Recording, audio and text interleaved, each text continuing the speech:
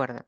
Pues, pues buenos días a todos. Hoy el doctor Ángel Morales nos hablará de un tema que nos interesa mucho a todos, que son las funciones del informe radiológico y las repercusiones que tiene nuestro informe.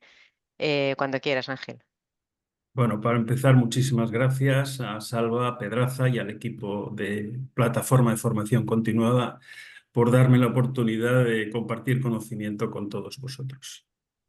Declaro que no tengo ningún conflicto de interés y con respecto a los derechos de autoría, todas las imágenes utilizadas van a respetar los derechos de autor y todas las fuentes externas también respetan los derechos de autor a través del ejercicio del derecho de cita.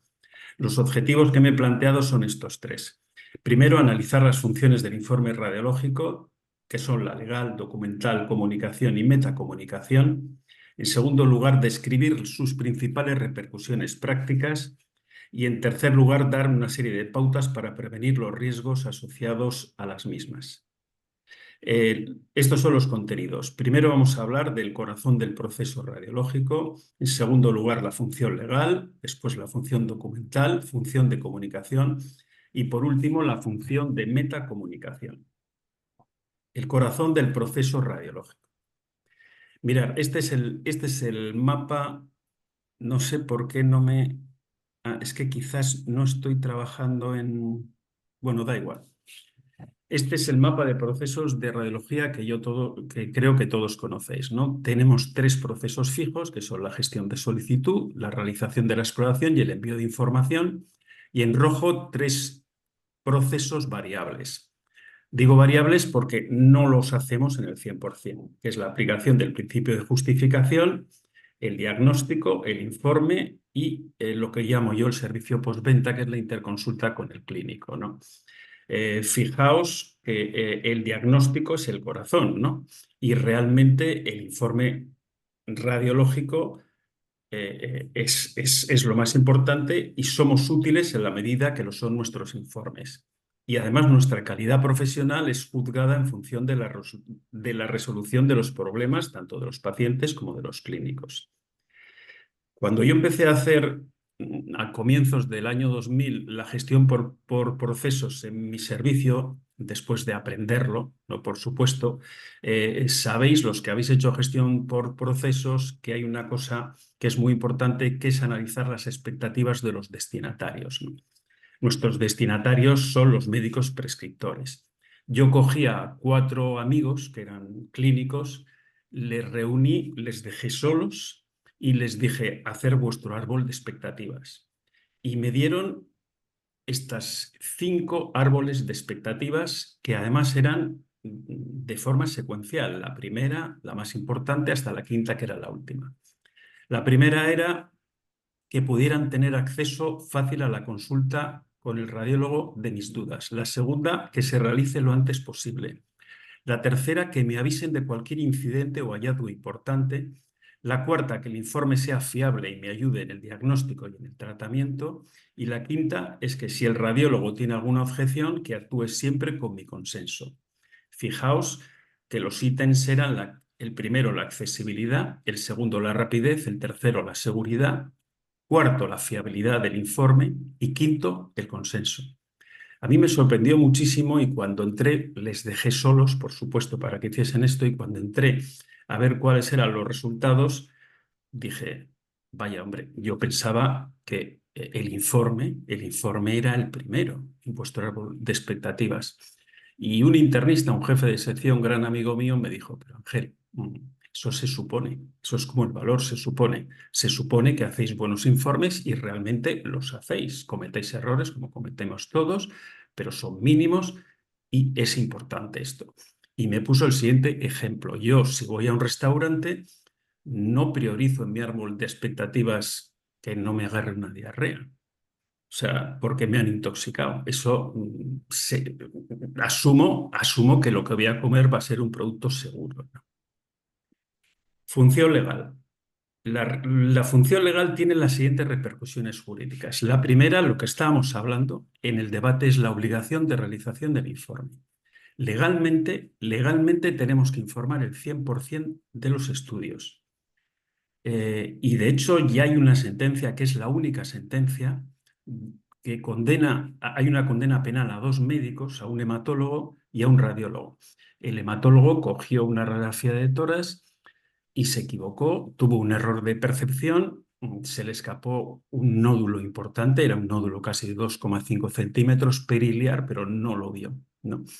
El paciente lo que tenía era un carcinoma, ese carcinoma al final le terminó matando, falleció, ¿no? Y entonces tuvieron una demanda de responsabilidad. Y el tribunal, que era la Audiencia Provincial de Burgos, lo que hizo fue condenar al radiólogo y al hematólogo. Y la condena la fundamentó de esta forma. El radiólogo porque no realizó un informe en el que valorara la radiografía de tórax como era su obligación legal. Y que el clínico, y al clínico le condenó porque tuvo el error diagnóstico, pero no echó en falta esa valoración del radiólogo y diera por normal la prueba.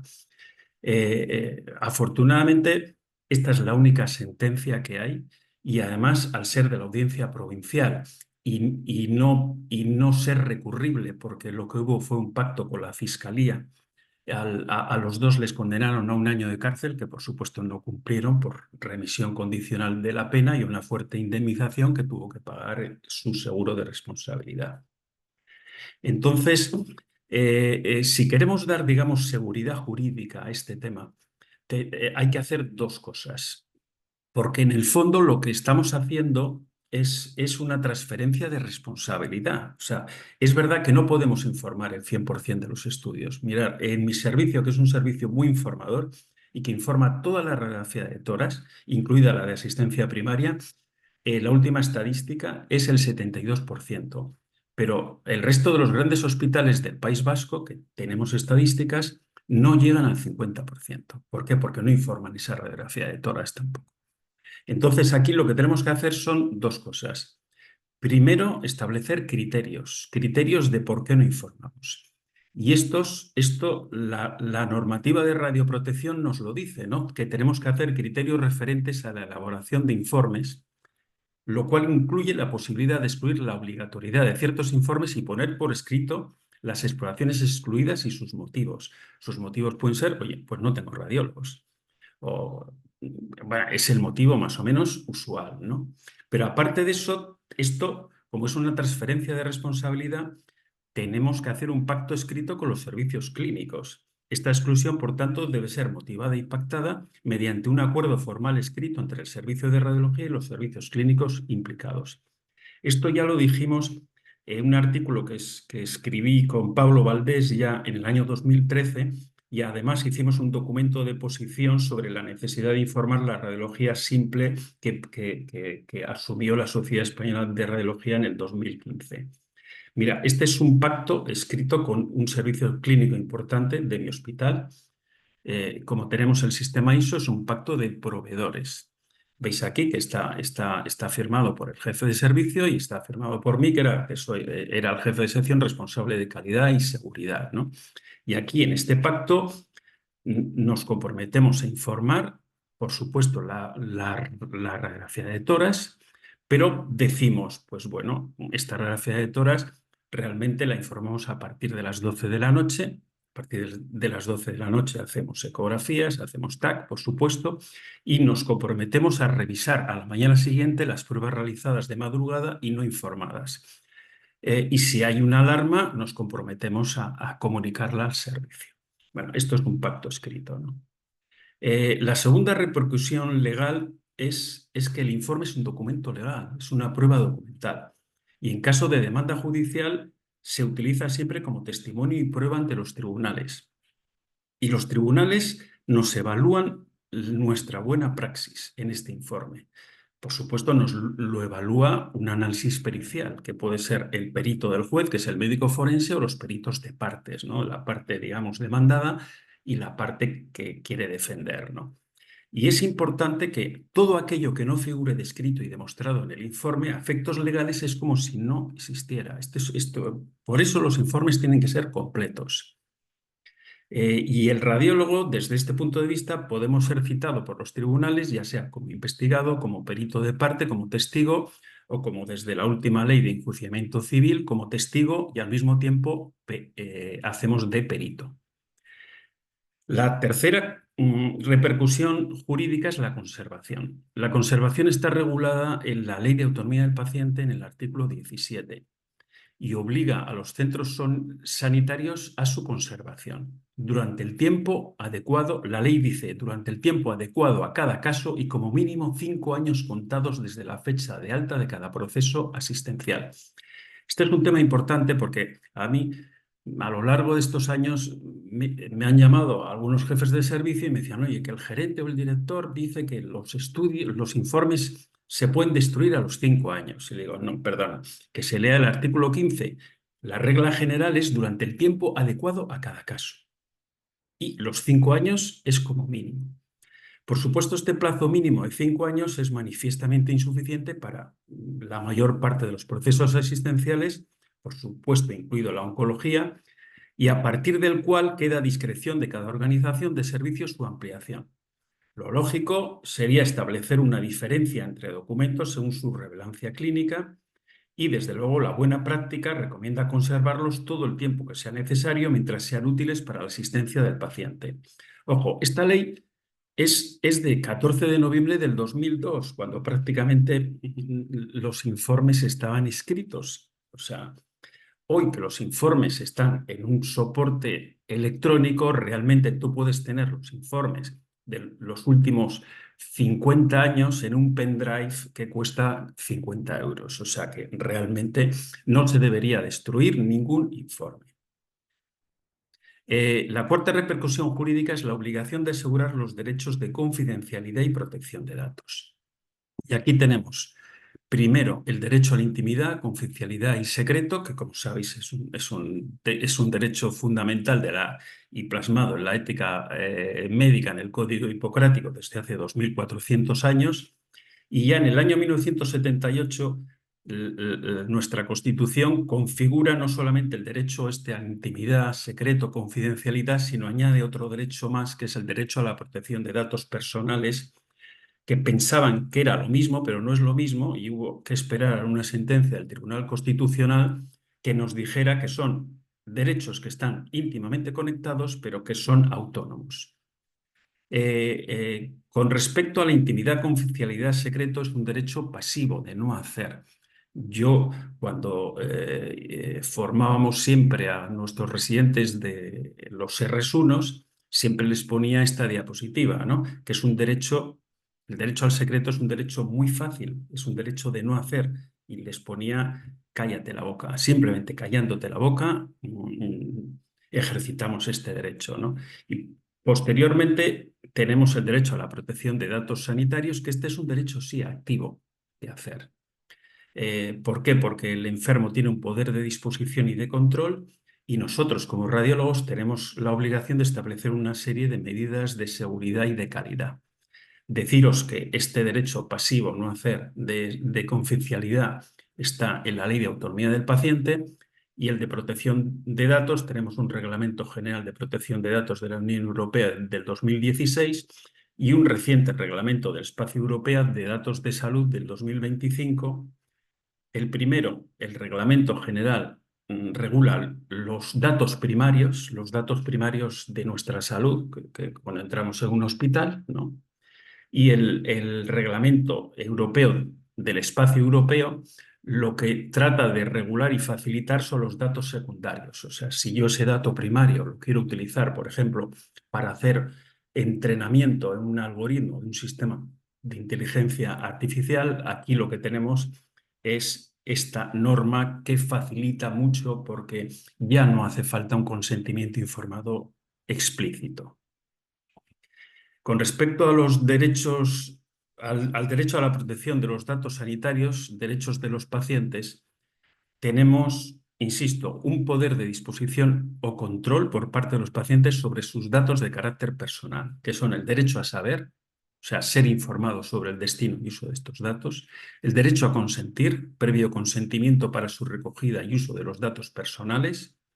Esto lo hace nuestro sistema sanitario. Cada vez que entras en un hospital ya firmas esto, ¿no? El derecho a acceder, que es tener conocimiento de los datos, y el derecho a oponerte, que es rectificar y cancelar dichos datos. Y por otra parte están los deberes del paciente. E insisto, ahí hay un deber pasivo, que es la confidencialidad, cállate la boca, y un deber activo, que es tenemos que tener medidas de calidad y seguridad. Significa diligencia en la recogida, manejo y control y conservación de estos datos. Fundamentalmente son temas de ciberseguridad, ¿no? Con respecto a esta protección de datos, cuando imprimimos estos datos, por supuesto, si lo imprimimos en soporte papel, pues debemos destruirlos. Por eso, por ejemplo, en mi servicio, en todas las unidades donde informamos, siempre hay una estructura pequeñita, ¿no? No podemos dejar eso tirado ahí o tirarlo a la basura para que después pueda ser leído por cualquiera. Esto es importante lo que estoy comentando porque tenemos un delito tipificado en el Código Penal, que es el artículo 119, que es el quebrantamiento del deber de guardar secreto. Además, un delito que castiga prisión de 1 a 4 años y, lo más importante, la inhabilitación profesional para poder trabajar durante 2 a 6 años. Y cada 3 años sale una sentencia sobre esto. Os voy a comentar una de las más relevantes que hubo hace años, ¿no? Era, eh, era una mujer que se fue a operar y entonces en su historia clínica constaba que había ejercido el derecho legal a abortar, ¿no? La anestesista leyó esto y no se le ocurre otra cosa que comentárselo a su madre, que vivía en un pequeño pueblo. Claro, al poco tiempo todo el pueblo sabía que esta mujer había abortado, ¿no? Eh, eh, s- el Tribunal Supremo, digamos, condenó a 1 año de prisión al anestesista e inhabilitación especial para su profesión de 2 años. Veis que es una sentencia dura, ¿no? Pero por otra parte tenemos el acceso indebido a la historia clínica. Nosotros podemos acceder a la historia clínica para hacer, por supuesto, nuestros informes de nuestros pacientes, para revisar los de los médicos residentes, si hacemos una revisión de investigación. Yo quiero investigar las apendicitis, me voy al sistema, cojo todas las apendicitis. Esto es totalmente legítimo, ¿no? Pero no podemos acceder al informe historia clínica de un paciente por mera curiosidad. Cualquier acceso a un informe radiológico no autorizado es susceptible de una infracción deontológica, casi siempre administrativa o penal, ¿no? En mi hospital, cada cierto tiempo, cada 1 año, cada 2 años, hacían esto y, y siempre detectaban algún problema, ¿no? Nunca terminó en una sanción administrativa, pero era una sanción, digamos, una reconvención oral, ¿no? El quinto son los errores, que son los errores cometidos en el informe. Si desencadenan un daño efectivo y cuantificable, pueden ser causa de riesgo legal. Por supuesto, no voy a hablar de esto porque os remito a una charla que hice sobre el informe radiológico, cómo evitar problemas legales.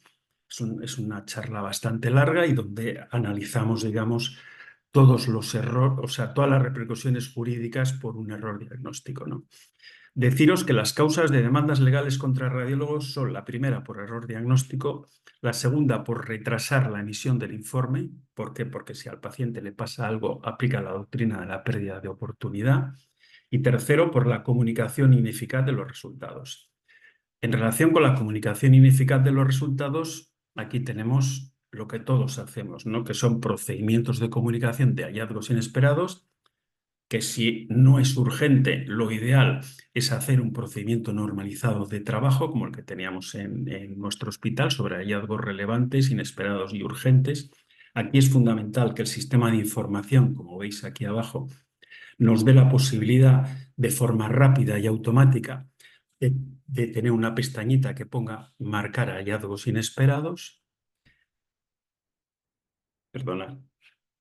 Y si ya tenemos un procedimiento de comunicación de un hallazgo inesperado urgente, aquí la cosa cambia. Aquí el radiólogo debe contactar directamente y hacer una comunicación personal o telefónica con el médico remitente o, en su defecto, con el médico de guardia del servicio afectado y, desde luego, remitir directamente el paciente al servicio de urgencias o al médico que acaba de solicitar la prueba. Si ya vamos a la función documental, el derecho documental es un tema que a mí lo empecé a estudiar hace años por varios problemas que tuvimos en mi servicio que os los voy a comentar, ¿no? El derecho documental sería el conjunto de normas, principios y obligaciones que regulan el ciclo de vida del informe radiológico, que tienen estas 4 normas que están aquí, os las leéis tranquilamente. Quizás la más práctica sea por AENOR, una publicada por AENOR, que es la UNE ISO 15489, ¿no? Pero bueno, lo más importante de aquí es el ciclo de vida del informe radiológico. En el ciclo de vida del informe radiológico tenemos primero una fase de planificación, después una fase de creación. En la fase de creación nosotros tuvimos un tema muy importante y muy serio cuando nosotros tenemos un PAX corporativo de Osakidecha ya desde el 2005, pero 4 años antes conseguimos que pusieran un PAX solamente para urgencias. Y en el PAX de urgencias se equivocaron en la fase de planificación en el control de versiones. Y los informes, digamos, provisionales los ponían a disposición del clínico. Y esto nos surgieron un montón de problemas, ¿eh? En la vida activa tenemos en el ciclo de vida la conservación, la distribución y el acceso, y por último tenemos la eliminación o expurgo, de la que hemos comentado, la Ley de Autonomía del Paciente, el artículo 14. Si ya vemos, para mí lo más importante de esto son los tipos de informes radiológicos. Es una pena porque esto lo ponía para que saliese todo de forma secuencial y pudiese entenderse mejor, pero bueno. Aquí, desde el punto de vista del derecho documental, tenemos que distinguir y separar claramente. La primera pregunta que nos tenemos que hacer es si está a disposición del clínico el informe. Si está a disposición, si no está a disposición del clínico, lo que tenemos es un informe no finalizado o provisional. Si está a disposición del clínico, tenemos un informe finalizado. Un informe finalizado que además crea ya efectos clínicos desde el minuto 1 y efectos jurídicos. Efectos clínicos porque el clínico, cuando lo lee, empieza a tomar decisiones diagnósticas, terapéuticas y pronósticas. Y eso, en caso de un error, tenemos una repercusión jurídica, ¿no? La segunda pregunta es si este informe finalizado ha tenido algún tipo de modificación. Si no lo modificamos, lo que tenemos es un informe primario no modificado. Y si lo modificamos, tenemos un informe secundario o informe modificado. Y aquí hay un informe que siempre ha dado muchos problemas también, porque se confunde con el informe provisional desde el punto de vista terminológico, sobre todo en la literatura anglosajona, que es el informe preliminar. El informe preliminar ya veremos que tiene una obligación, que es que debe generar un informe secundario o modificado de forma obligatoria. Por tanto, si ya analizamos el primer informe, que es el no finalizado, su terminología es no finalizado, borrador, provisional, documento en proceso. Sus características es que son guardados de forma temporal y provisional, no pueden estar a disposición del clínico. El clínico no los puede ver, insisto, que es lo que nos pasó a nosotros. Estos informes, los clínicos de urgencias los veían y tuvimos un par de problemas importantes y no producen ningún efecto, ni asistencial ni jurídico. Por supuesto, pueden ser alterados y modificados y es de uso interno del servicio de radiología. ¿Quién lo realiza? El radiólogo especialista y el residente, y además sin ningún tipo de limitación. Insisto, por eso lo he puesto aquí en rojo, los informes no finalizados o provisionales no deben estar nunca a disposición del clínico. Después tenemos los informes finalizados. La terminología es informe final, definitivo, documento tipo récord, de archivo o de registro. Sus características se guardan con un carácter definitivo, los ponemos a disposición de los facultativos autorizados, con lo cual crean efectos asistenciales y jurídicos, dan información nueva, ex nova y original, no pueden ser alterados ni manipulados y pueden ser modificados con un informe secundario, y esto tiene que ser demostrable y auditable. Por supuesto, si los pueden ser ahí primarios, ¿no? Finalizado primario y lo dejamos ahí. ¿Quién lo realiza? El radiólogo especialista, pero ojo, según el artículo 14 y 15 del Real Decreto 183/2008, que regula, digamos, la formación sanitaria, la formación especializada, ¿no? Los R1 no pueden hacer informes. O sea, pueden hacer informes provisionales. Pero si quieren hacer un informe definitivo, el radiólogo especialista los tiene que avisar, o sea, los tiene que ver y dar por buenos. El resto de los residentes, según el protocolo de supervisión que tengan. Hay otro tipo de informe finalizado que es el informe secundario. El informe secundario se llama modificado, derivado o corregido.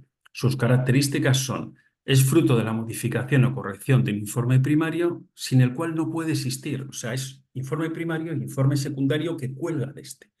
Ofrecen información adicional o referencial. Y los tipos de operaciones pues, se resumen. A mí a veces en el comité de tumores gastroesofágico, que yo era uno de los miembros, me decían: oye, por favor, ¿me puedes resumir esto? Y yo iba y hacía un informe secundario y lo resumía, ¿no? O con las conclusiones que habían sido derivadas del comité de tumores. Pueden ser ampliados o pueden corregir errores, ¿no? La ampliación puede ser no sustancial: oye, he cometido un montón de faltas de ortografía o de estilo, o sustancial: hallazgos o diagnóstico. Y la realización: los firmantes del informe primario, que son el radiólogo especialista y el residente, y excepcionalmente otro radiólogo por razones tasadas. Las razones tasadas, por ejemplo, es que el radiólogo está de baja, ILT larga o no larga, el radiólogo está de vacaciones y entonces hay que hacer un informe finalizado secundario, pero esto tiene que ser muy tasado. Y en mi servicio solamente 2 personas, una de ellas era yo, todo protocolizado, por supuesto, era el que podía hacer este informe secundario, distinto del radiólogo que lo había firmado. Después tenemos el informe preliminar. El informe preliminar para mí es muy importante. Mirad, la terminología es preliminar, previo, intermedio. Insisto, es un informe final. ¿Lo podemos llamar provisional? No, es un informe final, no es provisional. Ya que lo ponemos a disposición del clínico, insisto, surte efectos clínicos y jurídicos. Es un informe además primario, porque conlleva la obligatoriedad de realizar un informe secundario. Esto es lo más importante. Y deben ser convalidados en informe final secundario, además, lo antes posible. Si el informe preliminar es distinto del informe secundario, se debe generar una alarma y dársela al clínico prescriptor. Y debe estar tasado.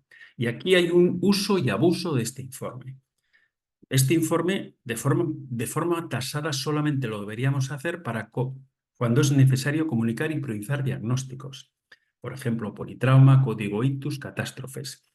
Esto en teleradiología es muy típico de decir: no, te hago un informe preliminar porque lo hace un médico que no es a lo mejor especialista en un órgano y sistema, y después al día siguiente lo, te lo revisa otro radiólogo que es especialista, o lo hace un residente y al día siguiente te lo revisa el adjunto. Cuidado. La realización: el radiólogo especialista, el residente de segundo y tercer y cuarto año bajo supervisión, y el R1 no puede realizarlo sin supervisión presencial del radiólogo y sin visar su informe. Y por último tenemos el informe revocado, ¿no? El informe revocado es cuando lo borramos. Revocado o borrado son situaciones tasadas que casi siempre son error de filiación o error de exploración y se realiza mediante un procedimiento reglado. Función de comunicación. Mirar, la comunicación efectiva es un componente crítico del informe. El mayor problema que tenemos es la variabilidad, tanto en la estructura, contenido y la terminología. Y las buenas prácticas de comunicación con respecto al clínico exigen 3 cosas. Tiempo de emisión, en el menor tiempo posible. Indicador: establecer un límite máximo de tiempo prueba-recepción de informe. Desde luego, a mí cuando me consultan: oye, es que, ¿qué te parece que tengo una semana de lista de espera de informes? Digo: ¿qué me estás contando? O sea, no puedes tener una lista de espera de una semana para hacer informes. O sea, el informe lo tienes que hacer inmediatamente después. O sea, bueno, inmediatamente, 24, 48, 72 horas. Pero no puedes estar 2, 3 semanas con una lista de espera. Es que eso es una mala práctica. Para eso es mejor no tener lista de espera para el procedimiento, pero desde luego no podemos tener lista de espera para los informes. Estilo: las famosas reglas de las 6 Cs: claro, correcto, conciso, completo, consistente, lleno de conocimiento. Con estos 2 fantásticos artículos de Tardáguila y Bonmatí, que yo creo que había que grabarlos en piedra. Cuando venían los R1, yo siempre les decía, leed estos 2 artículos, por favor. Tienen 25 años, pero están perfectamente vigentes. Y el contenido, que ya sabemos que puede ser lo que hemos comentado, normalizado, estandarizado o estructurado. Desde luego, como mínimo, tiene que ser normalizado. ¿Cuál es el contenido normalizado legal? Pues de nuevo tenemos un reciente. En un antiguo Real Decreto de conjunto mínimo de datos de hace 12 años decía prácticamente lo mismo, ¿eh? Y nos decía el conjunto mínimo de datos de los informes clínicos en el Sistema Nacional de Salud y en su anexo 7 teníamos el informe de resultados de pruebas de imagen. Y aquí tenemos en rojo lo que es obligatorio y en verde lo que te dice que sería bueno hacerlo, ¿no? Es recomendable. Debe tener información clínica, debe tener la exploración realizada y además según el catálogo de la SERAM. Por tanto, la SERAM, el catálogo de nuestra SERAM tiene un contenido jurídico, es una obligación jurídica, la fecha y la hora, los hallazgos y los diagnósticos. Y en verde dice recomendable.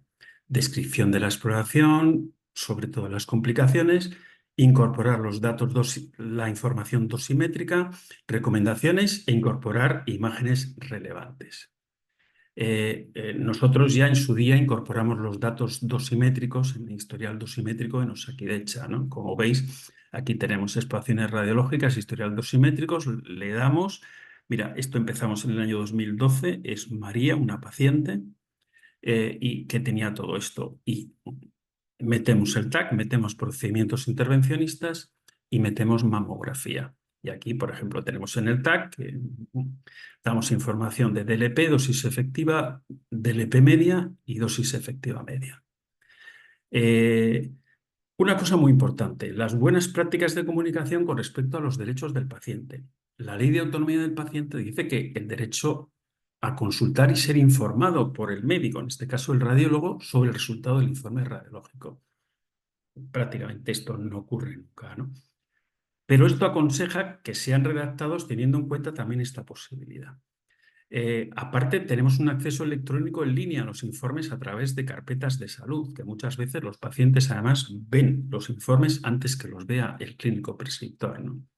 Sí, no se han preguntado a los pacientes qué quieren, ¿no? Pero la mayor parte, cuando se les pregunta, como en este artículo, dicen que el 92% quieren ser informados de sus resultados normales y el 87% quieren ser informados también de sus resultados patológicos anormales.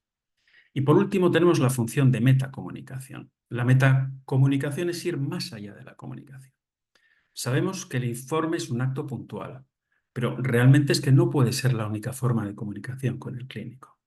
El objetivo primario de la metacomunicación es resolver las posibles rupturas del proceso comunicativo entre el emisor radiólogo y el receptor clínico. Y los objetivos secundarios son 3. El primero es fomentar el rol del radiólogo como consultor. Esto se ha dicho, hay excelentes publicaciones, la revista de radiología sobre esto, una encuesta incluso de la Sociedad Española de Radiología de hace 2 años, ¿no? Lo segundo sería eliminar el ruido de influencia. El ruido de influencia se produce cuando las actitudes de uno o ambos de los facultativos implicados impiden el entendimiento. También es verdad que a veces este entendimiento es que no hay una intención clara de compresión de uno frente a otro. Esto se ve perfectamente en algunos comités de tumores que yo les llamo un poco tóxicos, ¿no? Y para mí lo más importante, que también lo hemos comentado, es eliminar el ruido semántico. El ruido semántico es cuando el emisor, el radiólogo y el receptor clínico no comparten el significado del mensaje. Por tanto, sería necesario poner en común los distintos significados. En un artículo de White y Scott, un artículo buenísimo, hablaba de diferenciar dentro de un informe el lenguaje descriptivo del lenguaje inferencial. Por ejemplo, lesión pulmonar, lenguaje descriptivo. Tengo un nódulo de 3 centímetros en el lóbulo superior derecho de bordes bien definidos. Y el lenguaje inferencial, digo, sugestivo de nódulo pulmonar maligno. Bueno, pues aquí hay que separar perfectamente los juicios de hecho de los juicios de valor. Un juicio de hecho es un juicio susceptible de saber si es verdad o es mentira a través de verificación empírica, demostración matemática, inferencia estadística, en este caso verificación empírica. He dicho que es un nódulo de 3 centímetros, oye, lo mido son 3,5 centímetros. Pues he fallado, he mentido.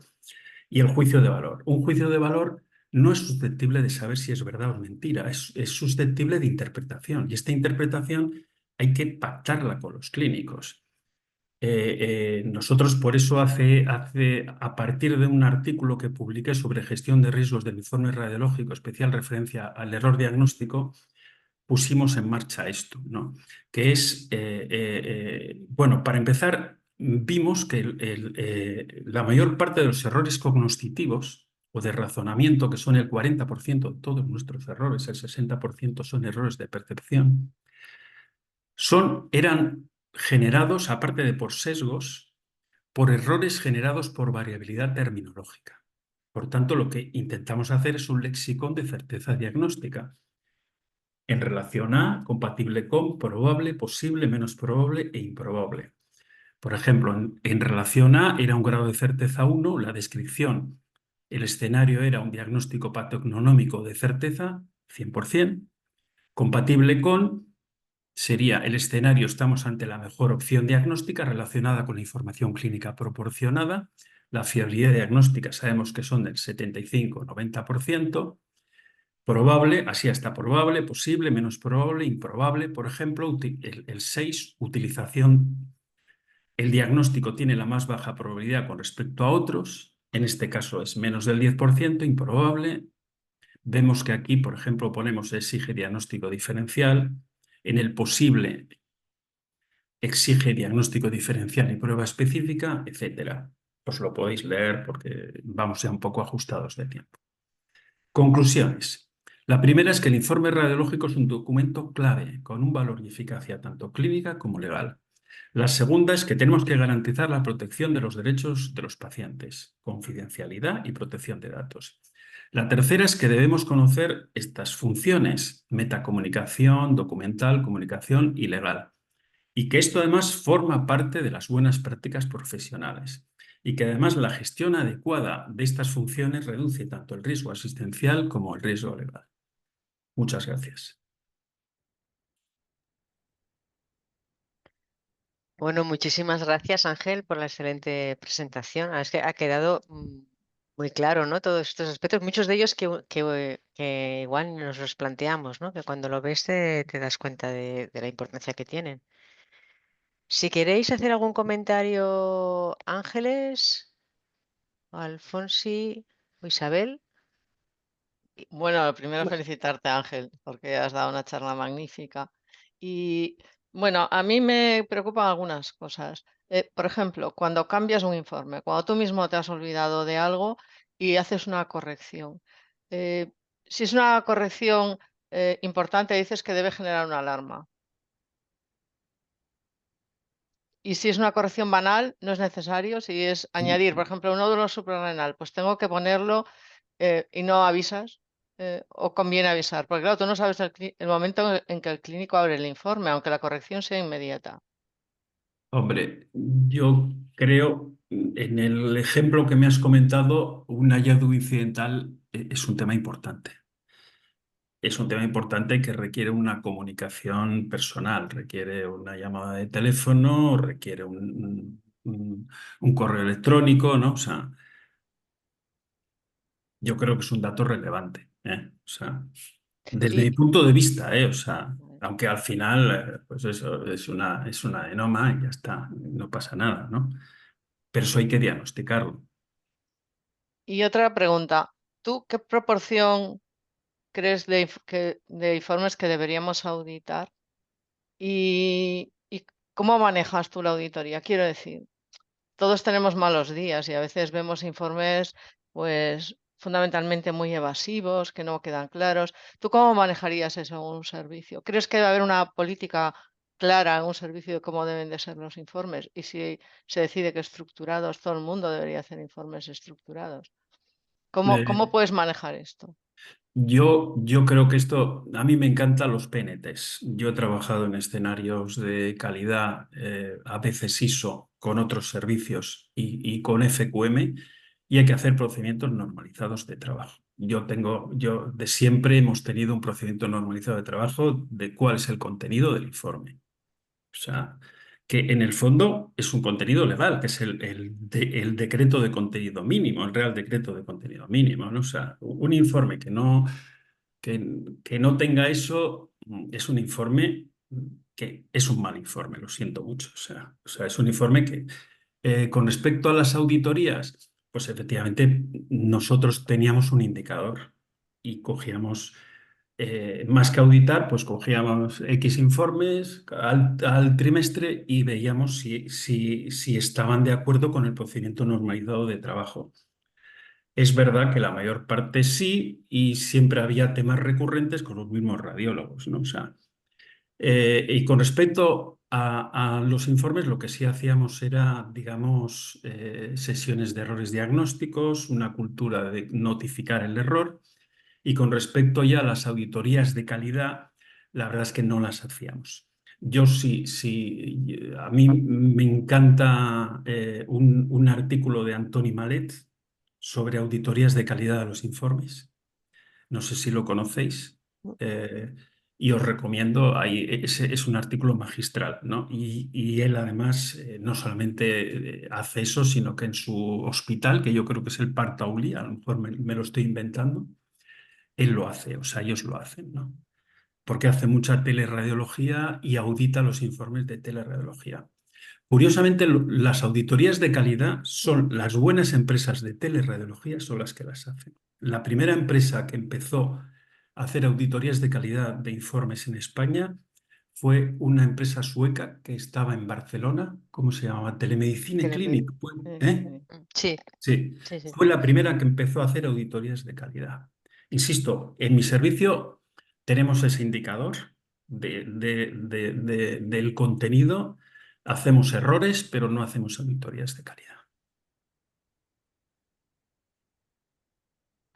Alfonsi, Sí, ¿quieres añadir algún buenos días. comentario? Sí, Ángel, muchas gracias. La verdad que nos ha abierto la puerta a un montón de ventanitas que daría para mucho. La verdad, veo que además hay muchas preguntas en el chat. Solo volviendo al tema de las cosas que nos informamos y uniéndolo con lo que nos ha comentado Isabel, esa orden de que ahora se hagan resonancias magnéticas de cerebro o de columna y que los informen los clínicos, me he estado revisando esos BOEs donde se detalla la formación de esos especialistas y efectivamente es que, digo porque, o sea, no sales de la ley, porque por ejemplo en neumología dice que técnicas diagnósticas vinculadas, hablo de la formación de neumólogo, técnicas diagnósticas vinculadas a la neumología, adecuado ejercicio de la neumología, requiere bla, bla, bla, bla, bla, especialidad de conocer, saber interpretar y en algunos casos ejecutar personalmente. Lo mismo dice también en neurología, o sea que el médico neurólogo debe saber interpretar esas pruebas de imagen vinculadas con lo suyo. Lo lanzo así, no es que yo diga que a mí me parece bien, por supuesto no, pero Ver, que digo que esa parte de sí. lo que no informamos, bueno, nos has contado tú el caso ese de esa placa de toras que llevó a condena tanto al profesional neumólogo y al radiólogo, pero que Hem- bueno, Hematólogo, era hematólogo. o en hematólogo, bueno, no sé, Sí, no me he mirado todos, no sí, sé si, sí. bueno, por supuesto, atención primaria entiendo que no lo puede computar eso en su plan formativo, pero sí en las diferentes especialidades. Digo, si no será esto en lo que se anclan las autoridades o quien lleve la gestión para decir, oye, pues que tenemos un montón de estudios aquí, háganse, no hay radiólogos suficientes, lo dejo así, ¿eh? No digo que sea a mí, pero que entiendo que habrá un Mm, sustrato legal por el que lo hacen. A O a claro, lo ver, mejor nosotros, una cosa es interpretar y otra cosa es realizar un informe. O sea, son no, dos cosas distintas. pero que nadie, Eh, ¿dónde dice que las pruebas tengan que tener un informe? No lo sé, eso tendré que, lo dice, todas mira, las pruebas, la mira, ley. aquí hay, es que, joder, casi es que esto da para una sesión Claro, por entera, eso te decía, ¿verdad? no quería yo, pero este melón lo mismo Mira, teníamos pero que hablarlo en otro te lo foro. resumo. Mira, por una parte está la legislación de radioprotección. La legislación de radioprotección está clarísima. O sea, en la legislación de radioprotección, en el momento que utilizamos radiaciones ionizantes, el informe radiológico es una actividad exclusiva y excluyente. Es 100% nuestra. O sea, ahí, por eso todo lo que sea radiación ionizante es intocable. O sea, a mí me tocan, a mí me dicen, un gerente, mira, te van a informar el TAC y le digo, bien, me lo pones por escrito. Automáticamente me voy a un juez de guardia y te acuso de colaboración por intrusismo profesional. Y lo pierde. Y además sabe que lo pierde. Por otra parte, tenemos lo que no es radiación ionizante. En radiación ionizante tenemos la ecografía y tenemos la resonancia magnética. La ecografía, ya sabemos lo que está pasando con la ecografía. Tanto internamente con los clínicos como, no, tanto externamente con los clínicos, tanto internamente. Que estamos delegando la ecografía en nuestros técnicos. Ojo, magníficos técnicos. En un 70-80% lo hacen de forma magnífica. Pero hay un 20-30% que es muy cuestionable cómo se está haciendo, o incluso más. Y por otra parte, tenemos la resonancia magnética. La resonancia magnética, hoy por hoy, cualquier servicio se puede comprar una resonancia magnética y no pasa nada. Y eso está pasando en algunos servicios. Bueno, El primero empezó en Santiago de Compostela, ¿no? El servicio de cardiología. Afortunadamente, poner una resonancia magnética te cuesta 1.000.000 de euros con la obra civil. Si en vez de costar 1.000.000 de euros costase 100.000, desde luego yo te aseguro que la mayor parte de los servicios tendrían resonancias magnéticas. O sea, y por otra parte tenemos la legislación de nuestra especialidad y ese Real Decreto de conjunto mínimo de datos que dice que es una actividad, el informe radiológico es una actividad de los servicios de radiología. Y por otra parte tenemos lo que hemos comentado, que el 100% de los hospitales no informamos el 100% de las radiografías, pero es que hay algunos que no llegan ni al 42%, ni al 42%. Entonces es muy difícil predicar eso porque es incoherente. O sea, tú cuando defiendes una postura, lo fundamental es ser coherente, ¿no? Es que es un tema muy complicado, muy poliédrico, muy, no sé. Sí, como dices, daría Ángel para sí. otra sesión y yo creo que Salva que las organiza, creo que podremos hacer otra sesión Bueno, solo más que en una este sesión, tema. es una mesa redonda. Sí. Sí. O sea, Sí, porque mira, en el chat también hay algún Mm. comentario sobre, por ejemplo, la implicación económica, ¿no? También a veces, si no informas, como muchas veces se pagan como actividad extra, pues es un ahorro también. No, en ocasiones puede ser que sí que se puedan informar, pero que se quieran ahorrar. ¿Hay alguna pregunta más en el chat nos dicen, bueno, aparte de felicitarte, como no? ¿Cómo podríamos medir la calidad del informe, por ejemplo, la concordancia radiopatológica, igual que medimos dosis de radiación o tiempos de entrega de resultados? Bueno, eh, es un poco la auditoría, ¿no?, que habíamos la pregunta es comentado. interesantísima, porque yo siempre cuando hablo o sea, del error diagnóstico, o sea, aunque en la literatura anglosajona se dice discrepancia, pero porque tienen prohibido utilizar error, porque si ya tú utilizas la palabra error, estás confesando, ¿no? Eh, aquí el tema fundamental de los indicadores es que son muy difíciles de recoger. El indicador Princeps sería la correlación anatomo-radiológica. Pero para hacer correlación anatomorradiológica, eso es imposible. Lo hemos intentado y es imposible. Lo segundo sería correlacionar los diagnósticos radiológicos con el diagnóstico CI9 o como ahora el CI10, ¿no?